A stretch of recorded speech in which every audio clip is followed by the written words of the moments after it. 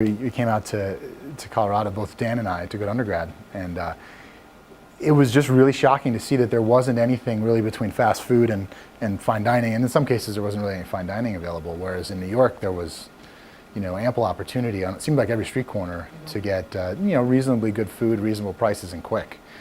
So then realizing that, wait a second, the rest of the country, for the most part, doesn't have that luxury, was something that was sort of like light bulb type thing went off, and we watched Chipotle and Noodles, both of which are Colorado and Boulder grown companies, in the case of Noodles, start. And that we were like, wait a second, this is exactly what's missing. There's this big niche within the restaurant food service business that's just not there.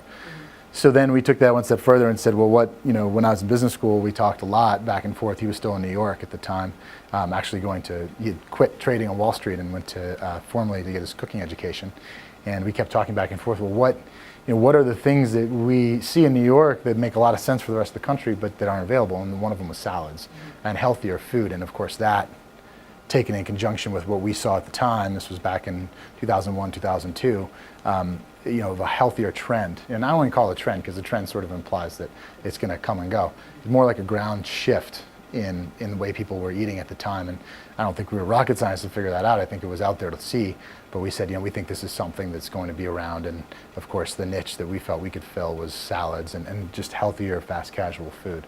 So we sort of followed in Chipotle's footsteps, if you will, or at least I'd like to think we did. And time will hopefully bear that out. But in sort of taking that model and saying, okay, we can do this with salads, we can do that. So I'd say, the idea really sort of germinated back in '96, '97, but didn't really take hold for me until I was at Leeds, and I really sort of got stimulated a lot more and said, hey, this is something that is absolutely there and we should do.